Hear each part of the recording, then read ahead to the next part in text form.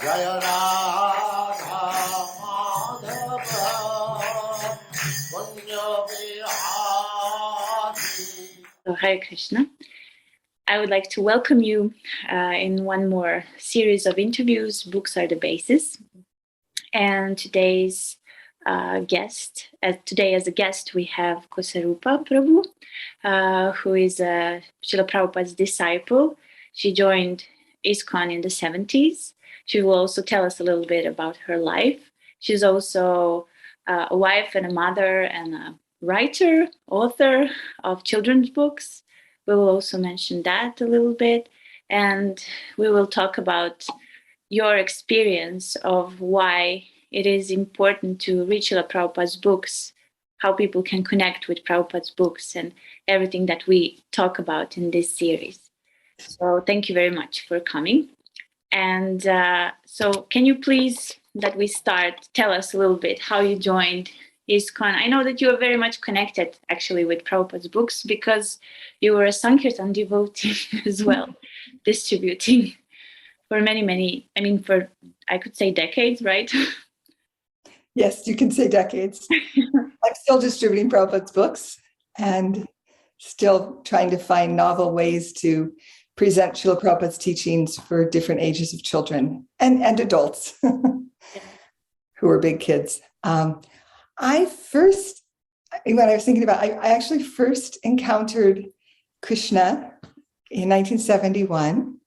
I went with a friend to her father's shop in Long Beach, California, and his shop had been transformed into a Krishna preaching center, unbeknownst to her when we arrived. And there were devotees hanging out there. And the first thing I just zeroed in on was this beautiful picture of Radha and Krishna on the Spiritual Sky incense pack. And I can still remember standing in front of that rack and just being mesmerized by that beautiful, beautiful painting. And then I, during the day, asked devotees different questions. I was curious. I was already a seeker at that age. And I was curious about their dress and their tilak and the nose rings and the music. So that was at the age of 11. Oh. And then that same year, George Harrison's favorite song, my favorite song of George Harrison's, My Sweet Lord, was released. And the same girlfriend, we were standing at a jukebox and she played it for me and she said, listen when they start singing Hare Krishna. So it was this spiritual world opened up to me through that painting and through the Maha Mantra on My Sweet Lord. We were both in Catholic school, my girlfriend and I.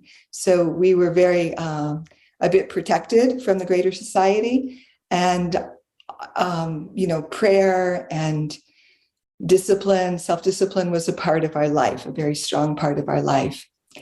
And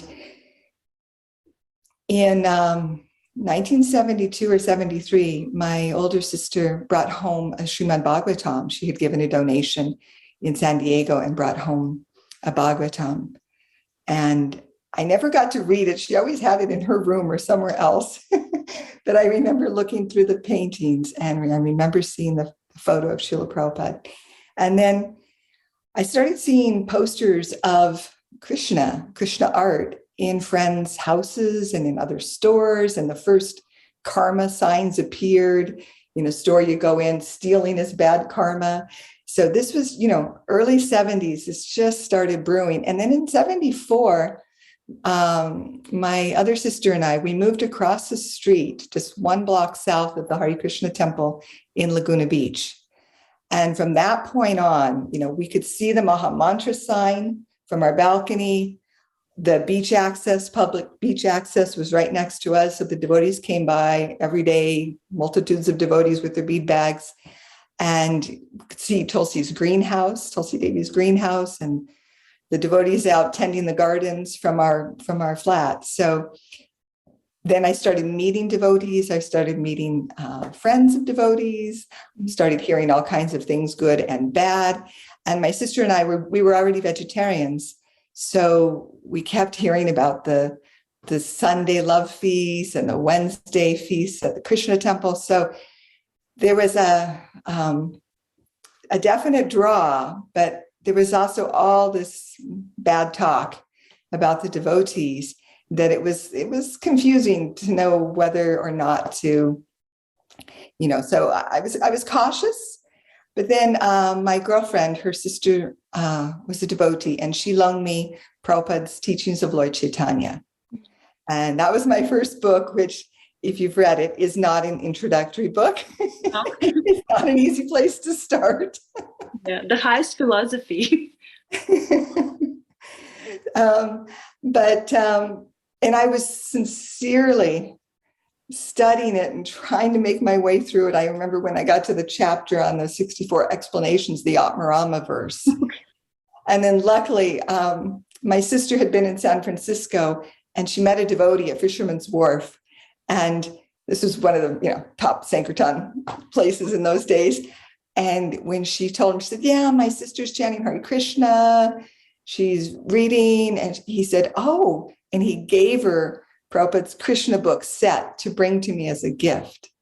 So that was fantastic. And then right around that time, soon after, I bought a Bhagavad Gita from the temple, and someone gave me An Easy Journey to Other Planets, which I read in one day, and I reread it the next day. And that was a very important book for me because it helped give me the overview of Bhagavat philosophy and my place in the universe. And I was already interested in travel to other planets. And I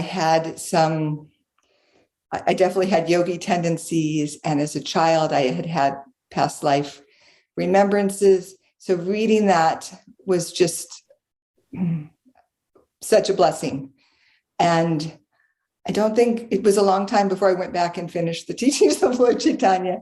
I dove into Krishna book, which was also very poetic. Srila Prabhupada's writing in Krishna book is just so poetic. And I didn't understand all of it when the prayers, the Vedas personified. There were definitely chapters in there that are hard to get through, but for most of it, it was just pure nectar. And so that was really my introduction and my submersion into Srila Prabhupada's books. Yeah, that's wonderful. I mean, my first book was Life Comes from Life. And that was also I guess every one of us gets something that resonates with something that we are searching for.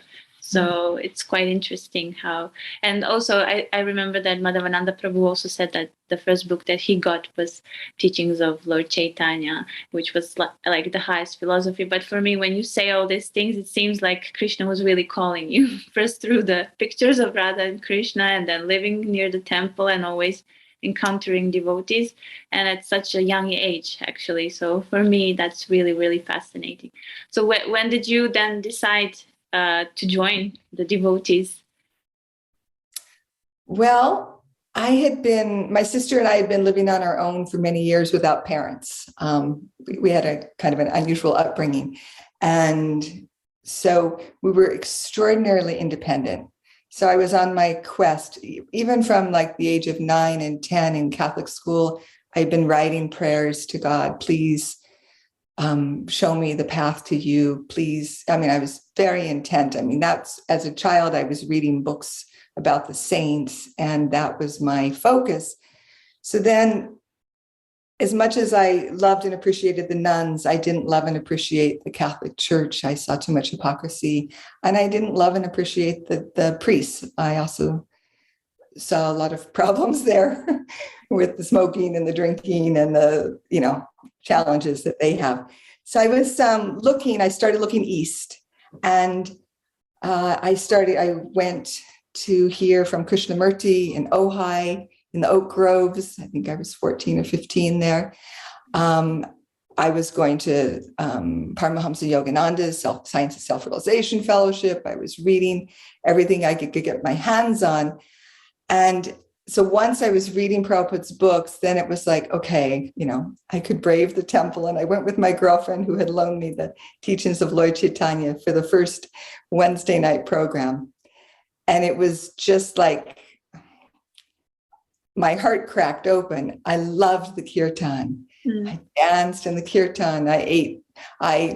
During the class, I can still remember points that the devotee made during the class. And in my mind, I was countering because I had a lot of impersonalism from the books I was reading. So I was countering some of his points and questioning others, but I was okay. I wasn't like a total. And then the prasadam, I ate, I don't know, 1 or 2 heaping plates.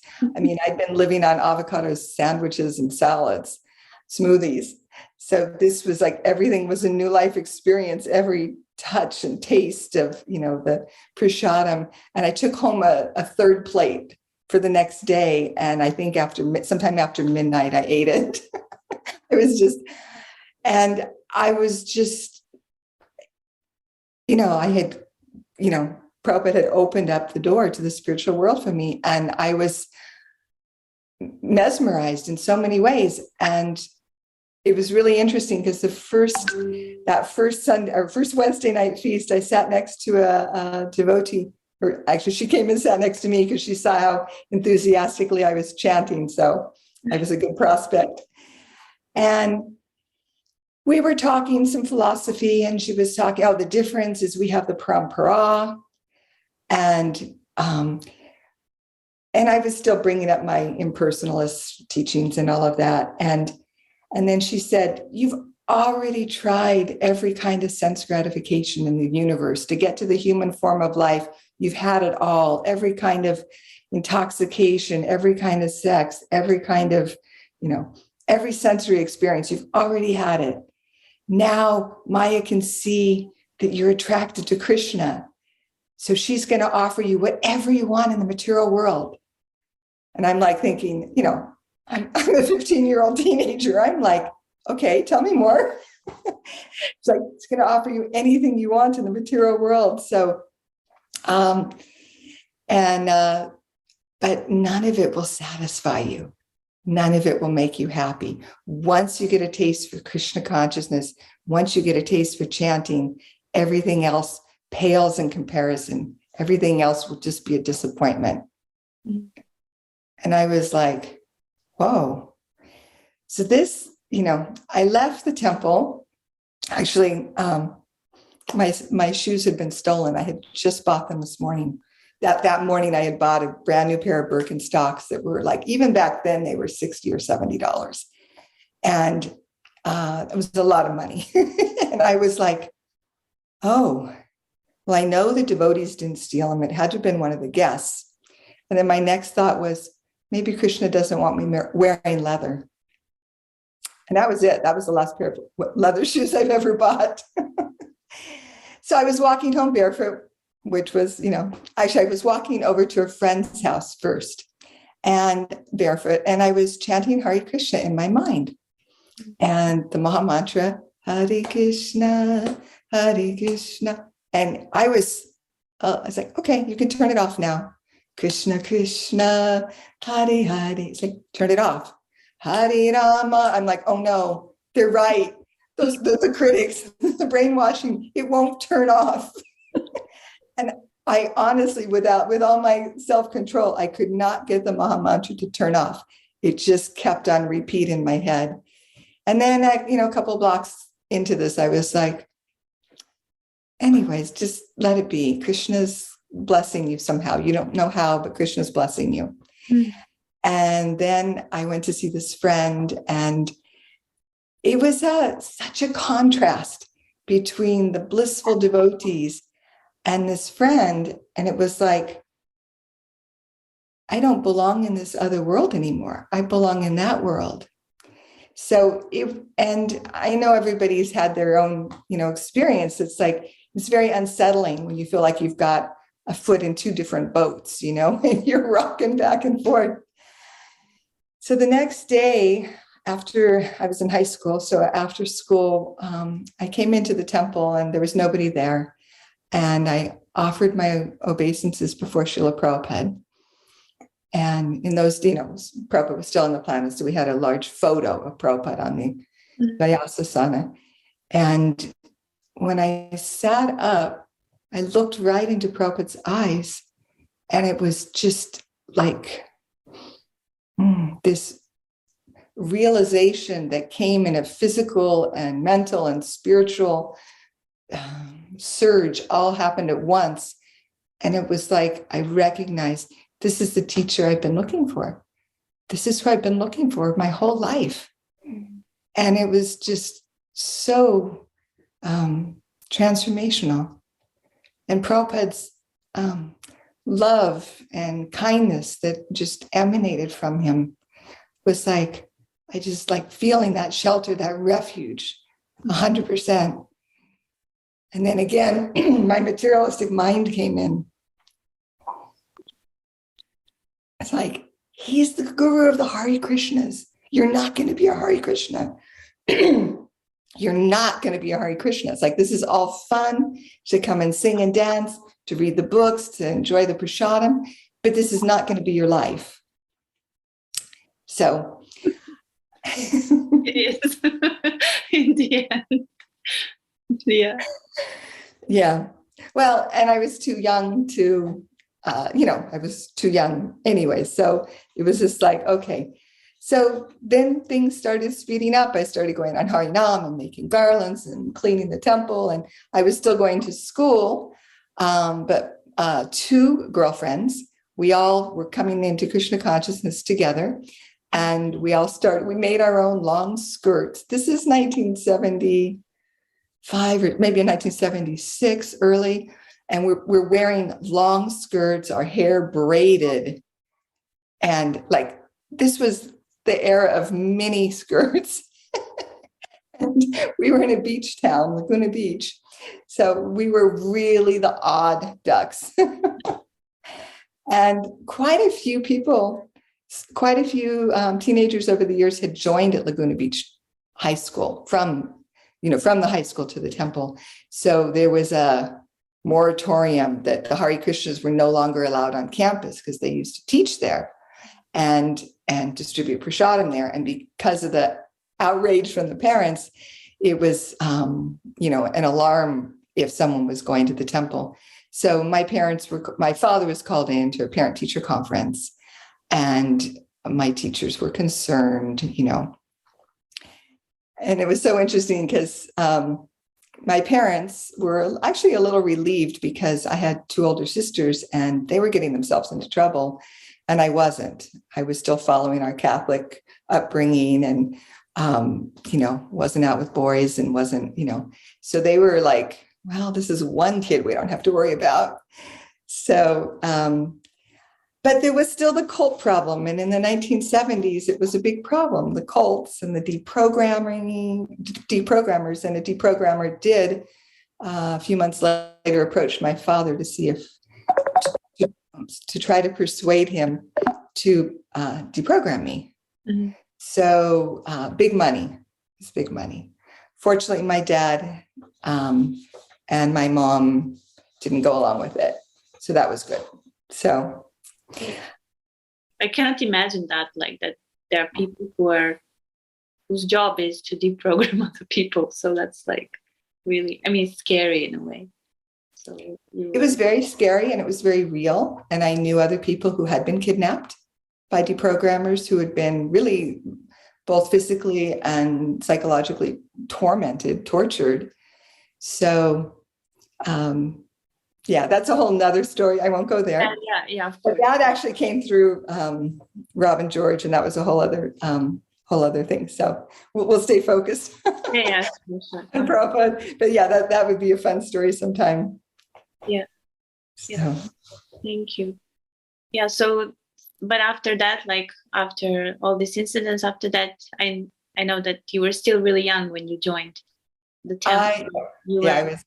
I was 16. I started staying at the temple on weekends and going up to visit LA Temple and down to San Diego Temple, because from Laguna Beach, they're both about an hour drive.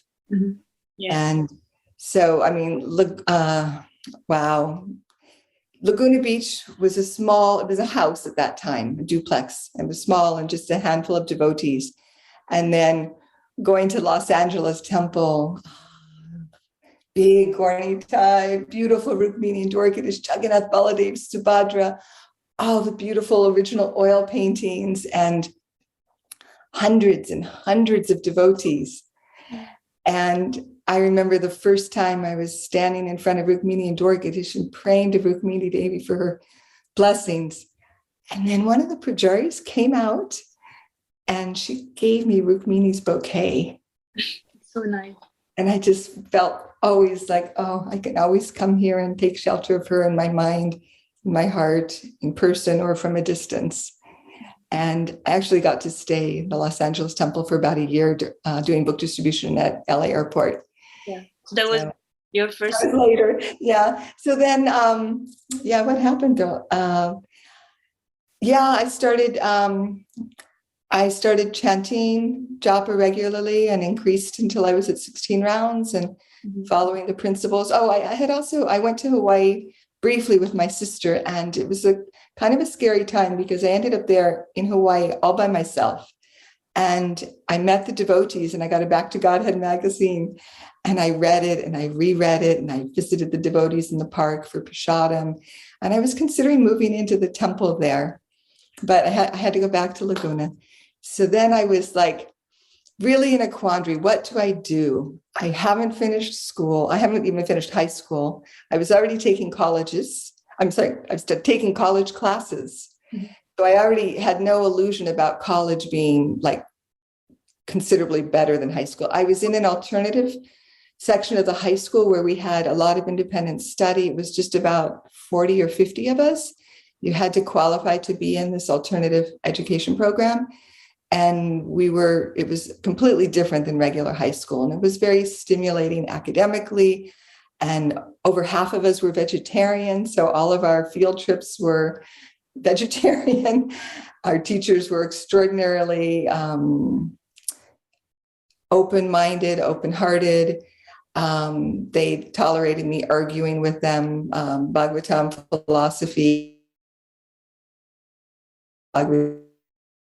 Gita philosophy, but in our, we're evolution and Darwinism. So it was a very unusual circumstances. And Laguna Beach was an unusual place at that time. It was probably, I think, a third of us in the whole town were vegetarian. And people were very open to the Hare Krishnas. So like I said, I was participating in everything. I was coming for the morning program. I was going on Harinam. I was chanting 16 rounds a day. I was offering all my food at home. I was going out and distributing Prabhupada's books. I had started distributing books many months before I moved in the temple. And that was actually what transformed my heart more than anything else. Some kind of special mercy from Lord Caitanya and Lord Nityananda and Srila Prabhupada from distributing books. I got a taste that I'd never had in my life, would experience levels of bliss and heart connection with people. And I had been crazy shy growing up and very, not just introverted, but actually I'd had a lot of childhood trauma. So I was very to myself. I didn't have many friends. I didn't talk out. I was just very, very insular. So for me to be doing Sankirtan, where I was going up to complete strangers, person after person, hundreds in a day, sometimes later in the airports, thousands of people in a day that you're going up to get those few special people to stop. And it was just a completely new life experience on every level, but mostly that taste that came and that just reciprocation from Srila Prabhupada.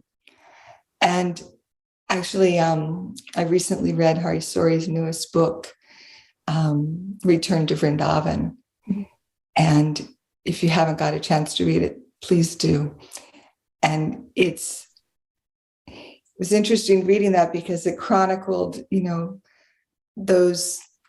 that last months with Prabhupada in Vrindavan, where Harisori Prabhu was serving Prabhupada day and night, and what Prabhupada was eating, when he wasn't eating, the conversations, all of the things that were happening with Prabhupada's disciples who were coming from different parts of the globe when Prabhupada was sick. And in our place in the West, in California, for us, when Prabhupada fell sick, and was, our prayers, our 24-hour kirtans, and the Prabhupada, directly to me, was Prabhupada said, if you double book distribution, he asked us to double book distribution, and then he asked us, he kept asking us to increase and increase.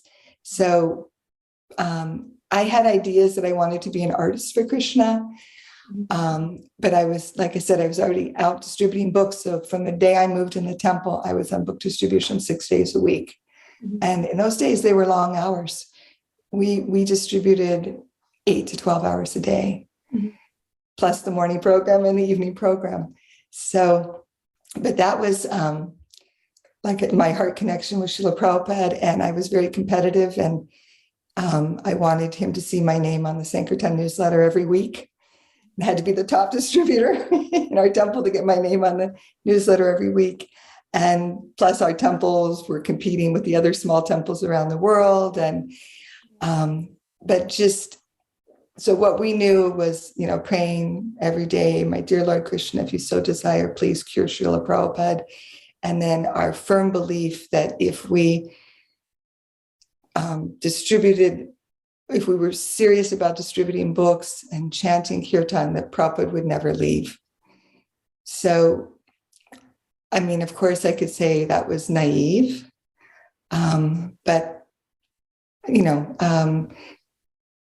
there was also, I've talked to plenty of God brothers and God sisters that they also were like, we didn't expect that Prabhupada would leave. And then when Krishna gave him the choice, when Prabhupada said, Krishna's letting me decide. So he asked the devotees that were there with him in Vrindavan for them to discuss amongst themselves. And you have to, at this time, well, I'm sorry, that's going all the way into the fall. I should stay where chronologically, but just that, I started going into, Prabhupada's, the months before Prabhupada's leaving this world. But for us, it was, we have to keep increasing book distribution. We have to keep increasing book distribution and increase our sincerity, increase our prayers, increase the quality of our japa, and reading Srila Prabhupada's books, which is our theme today. Yeah. I just wanted to ask you, because you had, these experiences at the beginning and with the books that you received, but also in Sankirtan and distributing the books. So I don't know, when I think about it, when you say the books are the basis, it has more meanings. It has, of course, the meaning of a philosophy that we need to read to understand what Krishna consciousness is and then to progress spiritually. But also what you said, that this Sankirtan mission where we distribute the knowledge to others, it's also connected very much with books are the basis, because it's giving again to the people. So can you say something about that? And also you were very young, so maybe it would be an example for young devotees, this understanding of the philosophy. Sometimes they say also that, it's quite difficult to understand and so on. So can you tell us a little bit about your experiences in this sense? Well, it's actually impossible for me, a conditioned soul, to understand the spiritual dimension, to understand how the universe is operating and how the material energy is working. What can I know? I tried that. I tried with my small brain and my life experience, even many lifetimes experience. And I was suffering a lot. I was very unhappy. And I was praying to God, please show me the way to you. I know I don't belong here. So for us to actually for this knowledge to become alive in our mind and our hearts, we're completely dependent on mercy. We're completely dependent on the mercy of Srila Prabhupada, our spiritual master, Krishna, because that's how it's revealed. We can have all the book knowledge we want in the world, and it won't open up. I mean, Srila Prabhupada cracked open, and then, this door for us to enter into the spiritual dimension. So how could we possibly get there on our own? You look at all the most intelligent and scholarly and well-read people in the world, and they may have no inkling that they're a spiritual being and that the purpose of this life is to develop their love and their relationship with their source, with God, with Krishna. And oftentimes their academic knowledge is taking them in the other direction. Instead of taking them closer, it's taking them further away. And that's, a function of the false ego. Yeah, that's definitely true. But what does for you mean, like when someone tells you, like, well, books are the basis? What does that mean for you in your spiritual life?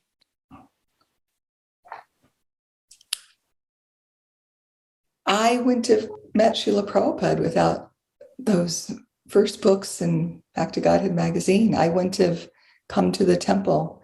The temple was across the street for, a year before I went. It was only after I was reading the books and had met some devotees who I trusted. All of the reason we're chanting Hare Krishna, the reason we're chanting, kirtan and japa, the reason we have all these beautiful paintings and deities and yagyas is because of these books. And when you think of how Srila Prabhupada, what he went through in the course of his life to prepare himself and then to write these books, I was thinking about that, how he didn't just summarize them. He translated, he kept the Sanskrit language. He had then he had them translated with the Roman transliterations, word for word, and then the verse, and then the commentary, and not just his own commentary. The commentary of our entire parampara is woven into Srila Prabhupada's purports. And there's actually one really beautiful, let's see if I can find it. I'll put it somewhere else. Where Srila Prabhupada talked about, he was asking one of his disciples, this was in Melbourne, Australia, and he said, "Are you reading? If you were reading, you would know the answers to these questions." And he said, I've labored so much to give you these books.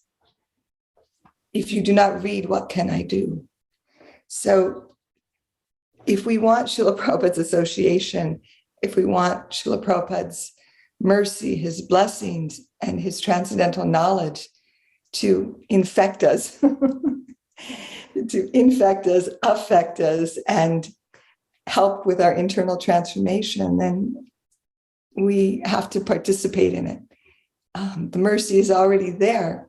I mean, I've got all these amazing books behind me, all of Srila Prabhupada's books and the books of his lectures and the books of his from his letters, and then everything that we have available online, which is another way of reading. Many, many people, because of their work or taking care of their family, they're relishing Prabhupada's books through classes and through the audiobooks. And that's also reading. Right. It's Shravanam, Kirtanam.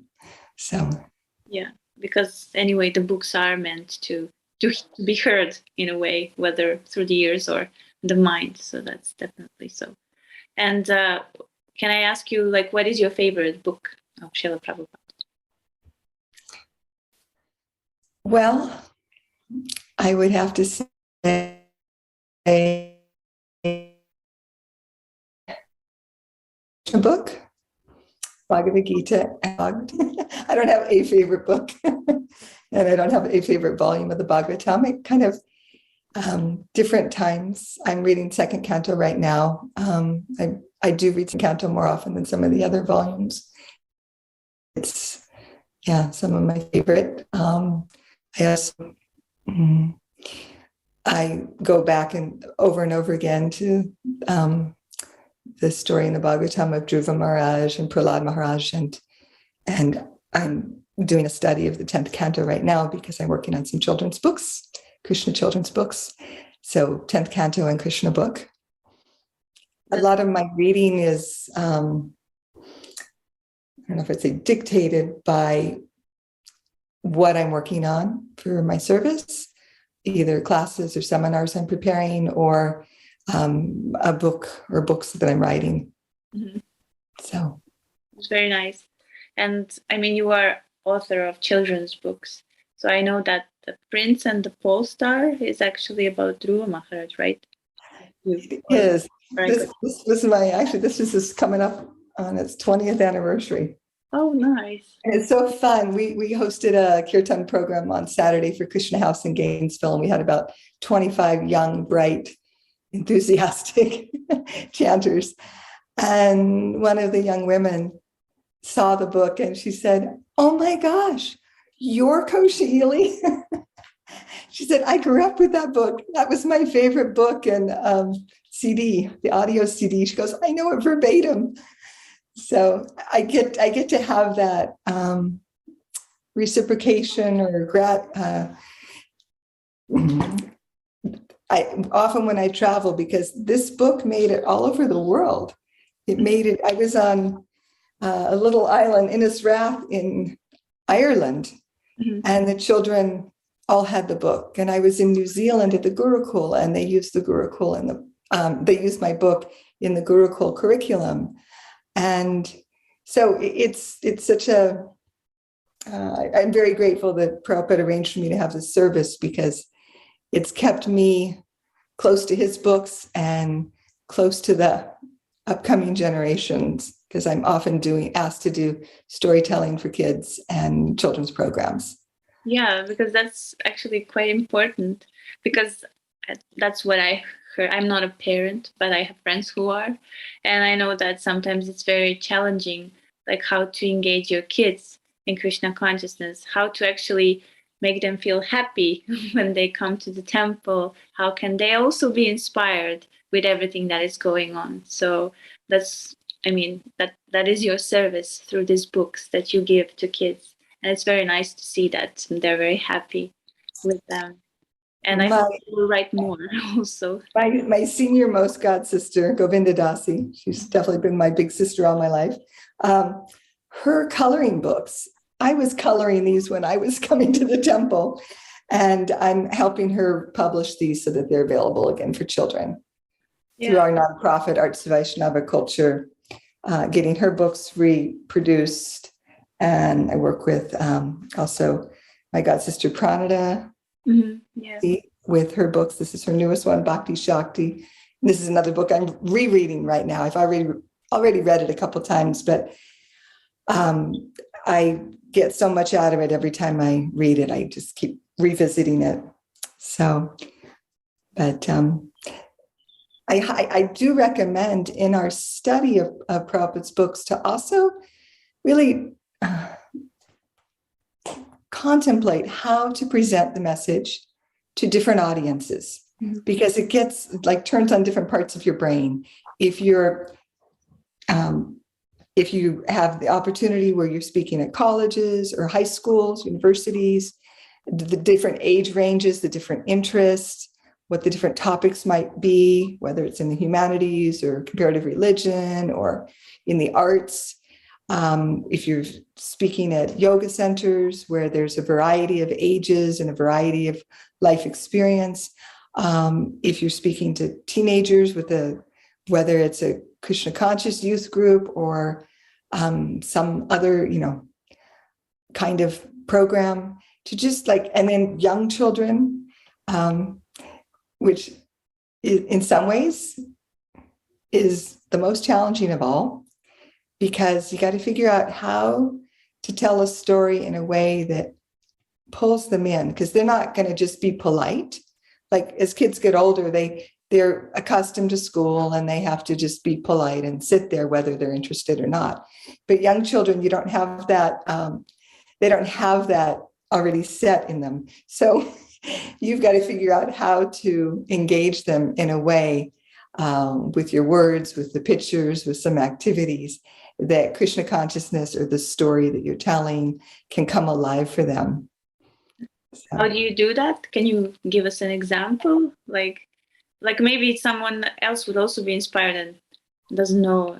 Like, yeah, I mean, books are the basis, and we have Srila Prabhupada, but we have like so many generations in our movement. So the kids are also here and should also be engaged.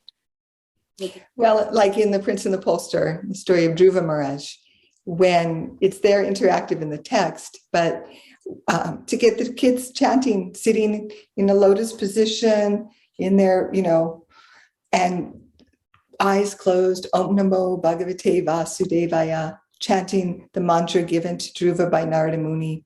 And then, okay, let's see if you can do it standing on one leg. Dhruva did this for so long. Can you do it for how many seconds? Let's see who can stand the longest on one leg. Okay, but you got to remember, you got to chant too. So there's different ways to make it interactive with kids. With The Peaceable Forest, this book is the story of Magari the hunter and Narada Muni. You might not know that by the title. This one, I was especially going for a Western audience to teach nonviolence to animals. So I had the privilege, Yogeshwar was my editor for this, Mandala was my publisher. And I ended up going into doing tours in public schools in North America with this book. So I created a whole secondary kind of activities with the kids with the different animals that are in the book. Mm-hmm. That was where, the Saurus crane that's native to India, its wingspan can be 6 feet wide. So you get a kid on each side and a cloth in between to show how big 6 feet is and how tall that crane can grow up to 5'8". So I got the teacher standing there, a kid on each side with the wingspan. So fun things like that. Interestingly enough, I had a couple schools who used Montessori schools, not Gurukuls, who used this as a play. And I was invited to one here in Florida. The whole school had been involved in the creation of this play, and they did it for the end of the year drama, and where all their parents and siblings, grandparents were invited. So there was about 150 people in the audience. They used the book verbatim as their script. And then the only thing they changed was Narada Muni was a young girl. I think she was about 12 or 13 years old, because she was the most articulate student. And she had a passion for protecting animals. She was a fantastic Narada. And the art teacher had engaged them. They had created a whole Indian forest. And all the kids in the school, even the youngest 4-year-olds, they had all made their own masks and animal costumes to be part of the play. So it was fantastic to watch this come alive like that. And, so much love overwhelming just to those teachers and the principal and all those kids for doing that. And then that young girl, she moved overseas and she took the book and her plan to do this at as many schools as she could. So, different ways like that. And then with Jaguar's story, Radhe, we actually created an activity book. And so there's an activity book that kids do. And then the last 8 pages in the back of the book are a matching game and all kinds of other information about jaguars in the Amazon rainforest. So this is an eco-conscious book. You have to look hard to see Krishna in all the animals' hearts, but it's there. Okay. I mean, it's fascinating. It's also talking about like how you can use the stories, the philosophy, like in a creative way to share like Krishna consciousness with everyone, all the principles and so on. So I find that amazing and wonderful. So thanks for sharing that. I also wanted to ask you regarding the Prabhupada's books, and because as I know, you also didn't have so much association physical with Srila Prabhupada. But how did this? Because it's not only like for Prabhupada's disciples, you can give us your experience, but there are so many people who also try to connect with Srila Prabhupada through the books. So if you can say something like for your experience and maybe an advice for everyone and for future generations as well that will come. Definitely. For me, I love watching Prabhupada videos. I love hearing from senior godbrothers and godsisters. I love this following Srila Prabhupada that Yadabar Prabhu and Vishaka Prabhu put together. And they actually filmed a lot of what's in here. I'm so indebted to both of them. They're both very dear friends. Of course, their wonderful Hare Krishna movie that is still being translated into languages and being shown all over the world. There's a lot. There's 16,000 photographs of Srila Prabhupada online in the Bhaktivedanta archives. And then one of my other, I'm an avid reader. I'm a binge reader. So every time a new book comes out, like Shamasundar Prabhu's books, I devour these in 2 or 3 days. Oh, wow. And again, Siddhanta Prabhu has done so many beautiful memory recordings and books. I would recommend to really get to experience Srila Prabhupada through his early disciples and his personal servants, to read these books, to read Jamuna Devi's book, to read, I love this book, Mukunda Maharaj's book, Miracle on Second Avenue. I've got a stack here, but I think you guys already know all these, but some of them are older. What is the difficulty? Shrutakirti Prabhu. The other thing that makes it so special for me is I personally know all these devotees and I've served with them. Mm-hmm. Salma Priya, I got to do book distribution with her, and she's here in our Alachua community for many years, and we've spent time together in India, and I love her dearly. She's another one of my dear, dear sisters. Korma Prabhu spent years putting this beautiful book together. This is of the Australian Yatra and the devotees there, which I don't think that book made it as many places around the world. And again, Hari Suri's Transcendental Diary, and I don't think this book has made it around the world. I see a lot of people don't know this one that Rantra wrote, When the Sun Shines, of Prabhupada at the Bhaktivedanta Manor, the UK, Prabhupada's time in the UK. So, and then this is fantastic, A Bond of Love, because many of disciples only got a few minutes here or a few exchanges, but now they're available for us all to read about. This is one of my very favorite of all, Vishaka's book, her own transformation in surrendering to Prabhupada, and then her very intimate service of being Prabhupada's photographer and filmmaker all of these years, her whole life. Just extraordinary devotee. So, and I know I didn't pull them all out. I really like, I was looking for Yogeshwar's Swami in a Strange Land. Mm-hmm. And that one's very unique because it's seeing Prabhupada from the perspective somebody would in New York that was there at the time, before he has a following, before there's the disciples and the temples and the pilgrimage to India. That's wonderful. I always, now when you showed all these books, I always remember a lecture from Kandambakana Swami, because he always says like that Srimad Bhagavatam continues.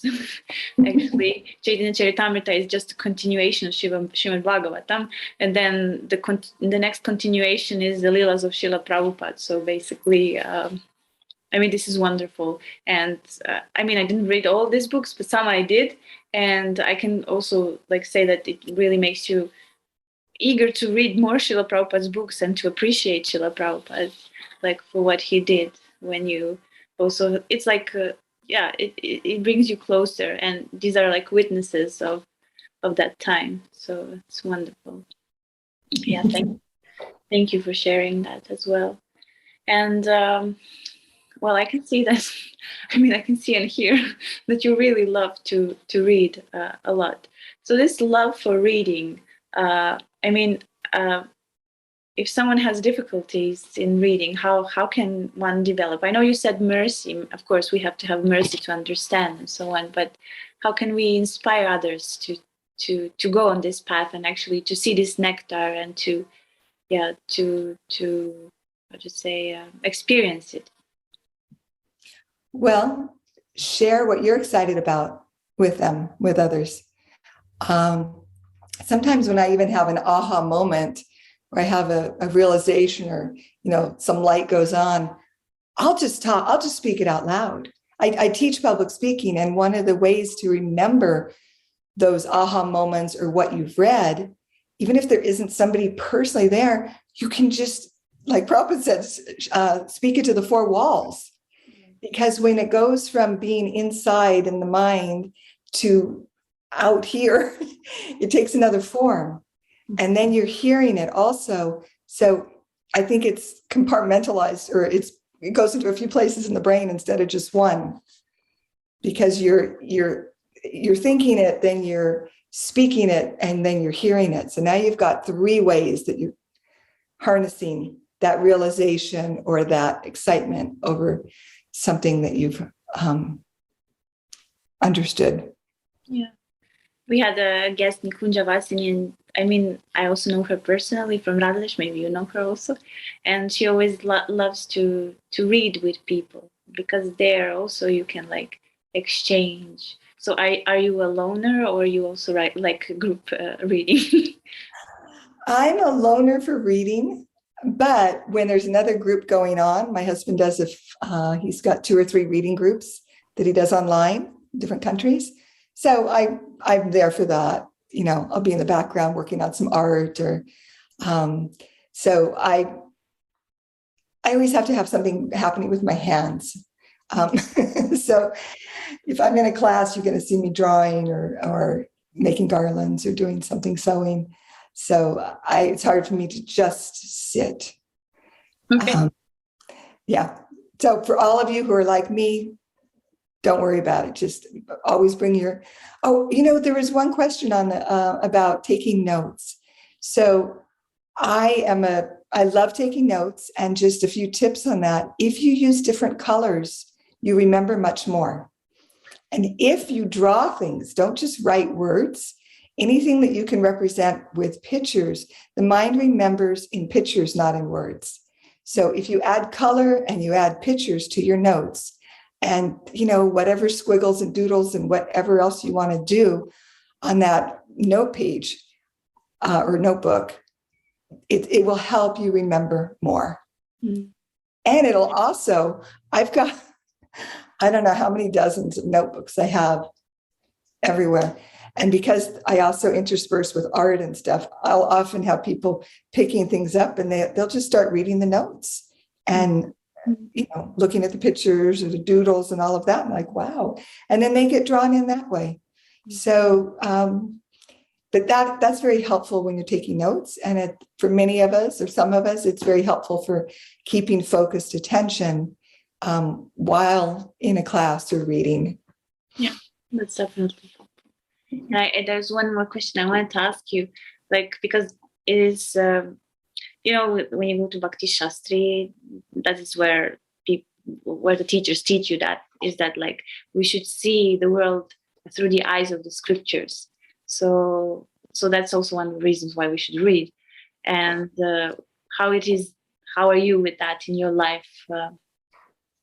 What does that mean for you to this statement that we should see through the eyes of the scriptures this world? And how do you experience this in your own life?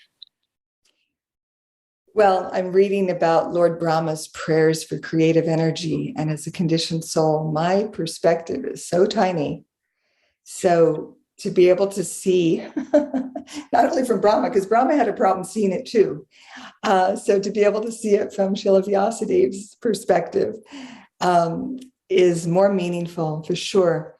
And I had a personal experience where I had a certain situation in my life, and I was praying really hard to Srila Prabhupada, and he came to me in a dream, and he emphasized the importance of seeing through the eyes of my spiritual master.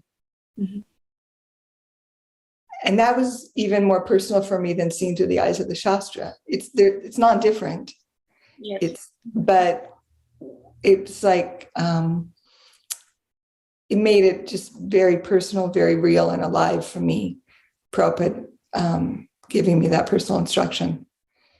So, and I was, and I see that in writing because I want to be true to Srila Prabhupada and true to our parampara. And generally, you're talking self-realized souls who write, and I'm nowhere close to that. So how do I think why am I? And I mean, fortunately, Prabhupada did instruct all of us to write. Yeah. So I have that to hold on to, but I do sometimes get discouraged that it's I'm waiting for Krishna in my heart to inspire this, and it's not coming. How do I can't force it. How do I think that I'm qualified to write transcendental knowledge to actually benefit others? How arrogant is that? How foolish is that? And then I just have to remember and go back to that place that I'm the servant of the servant. And, I have this instruction and I have this request from Srila Prabhupada. So I have to see through his eyes, and I have to see through the eyes of the scriptures. So. Yeah. I mean, I was just now reading Chaitanya Charitamrita, so Krishnadas Kaviraj Goswami would always also say, and feel so unqualified. So, I mean, that's good. That's how devotees feel also. But we always do. I mean, we always share, and you also share your knowledge with others. So that's wonderful. I would like to share one thing with you. I'm very much one of my favorite songs, that's another thing, is I really like reading the translations, the English translations of the songs of Bhaktivinoda Thakur, Narottam Das Thakur, and others, bhajans. Those, to actually teach me how to pray, how to approach my spiritual master, how to chant the holy name. And one of my favorite, Udila Arna, the verse, with every rising and setting of the sun, a day passes and is lost. Why do you remain idle and not serve the Lord of your heart? So this verse always seems to, I'm sunrise and sunset, we chant our Gayatri mantras every day.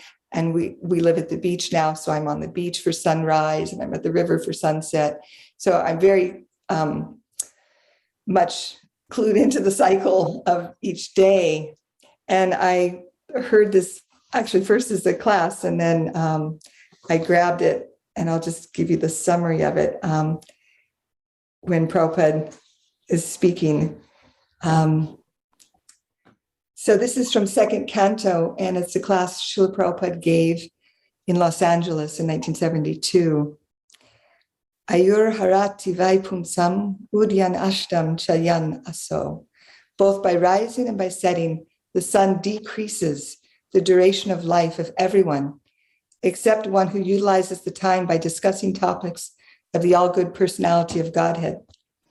Here on this planet, on Earth, we have got this earthly body. It may be very beautiful, but it is earth. Karandar showed me the plastic, some trees. So they have made the plastic tree exactly resembling the tree, but it is not tree. Similarly, this body is as good as the plastic body. It has no value. So tyakta deham.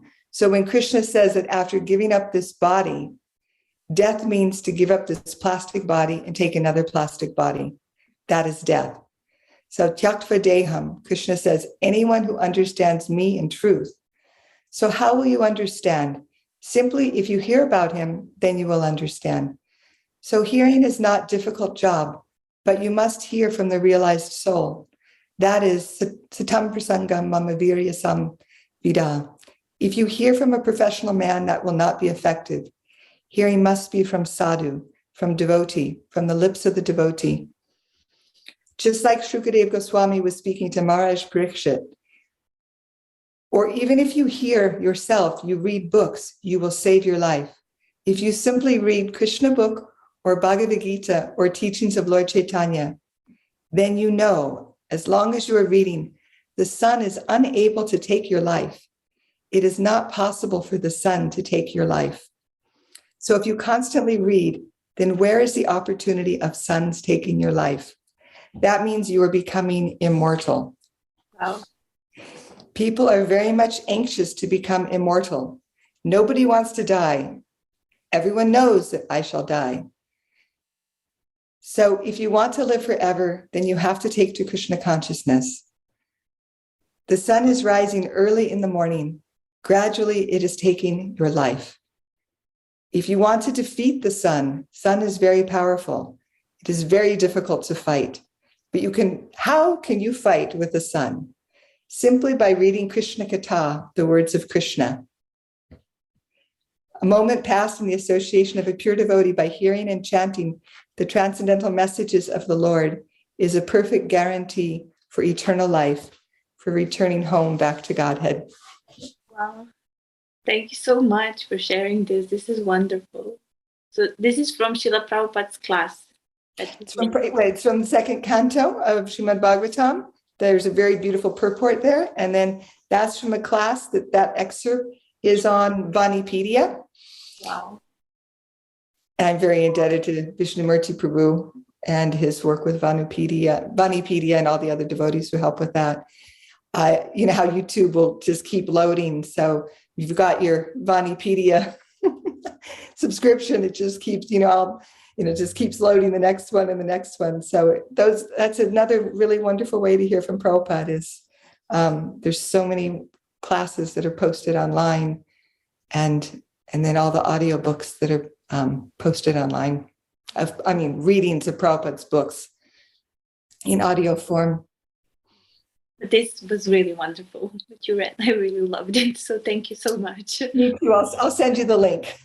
Please, because it's wonderful. Everything that he said is like totally perfect. Thank you for that. And also, did you want to say something? I was just going to say, so every time the sun rises, you can think that. Every time the sun sets, you can think that. Yeah. That because you're using your day to chant and to read and to worship Krishna, then you are fighting the sun, and you are, by Prabhupada's mercy, we're all having the opportunity for eternal life. Yeah, it's really wonderful and so true. And thank you for that. And also thank you for showing all these books, showing your books, also emphasizing the audio books, and also emphasizing everything that can be done in the terms of reading. So it's not only like you take a book and that's it. So there are so many opportunities like on how we can meditate on Srila Prabhupada's words and on Krishna. So thank you for that. There's so much potency hearing Prabhupada speak, hearing Prabhupada sing. Mm-hmm. My husband's working on a course right now, the music of Srila Prabhupada, to really help devotees focus on Srila Prabhupada's music, his bhajans, and his kirtan. Oh, wonderful. So I would like to hear that. That's now coming. Okay. Okay. We filmed some of it, and he's working on other parts of it. So yeah, wonderful. Thank you. And I would like to ask you a last question, because now we are already like 1 hour speaking. Can you, even though what you read now would be like a perfect conclusion of everything that we were talking about, but still, if you would have maybe some kind of a inspirational statement for the devotees, for people who aspire for bhakti yoga, for future generations, like how to be inspired in reading, even though you said a lot, but maybe some statement to end our conversation. I would like to share that it's important, it's not a race to the end. It's not chalking up so many, pages or books. Or Krishna consciousness is an internal process. And the reason Prabhupada talks about, the importance of hearing and chanting is so we can remember. So if our hearing and chanting isn't causing remembrance, then we need to be introspective and look and see. So what do we need to add in our lives to help that remembrance happen? That we're able to, and not just remembrance, also our service attitude, that we are advancing toward the goal of loving and serving our spiritual master and Krishna for eternity. That this is where our heart is becoming cleansed, our mind is becoming cleansed, and we're able to remember the purpose of our life and the purpose of our devotional service. And we have so many amazing examples in our books of so many great devotees and how they remember Krishna. Mother Yashoda is churning the butter, and there's never, not a moment is she not thinking of Krishna. Of course, Srimati Radharani and the other cowherd girls, how they're always thinking of Krishna, not their own selves, not their bodies, not their, everything is for Krishna's pleasure. And you just go through all of these great devotees, and not that we imitate them, but we aspire to have that kind of absorption. And it may only come in crumbs. It may be just in bits here and there, but that's the purpose, or the behind the hearing and chanting, is to remember. And Prabhupada gave us that blessing that if we are hearing and chanting sufficiently, remembrance comes automatically. Thank you.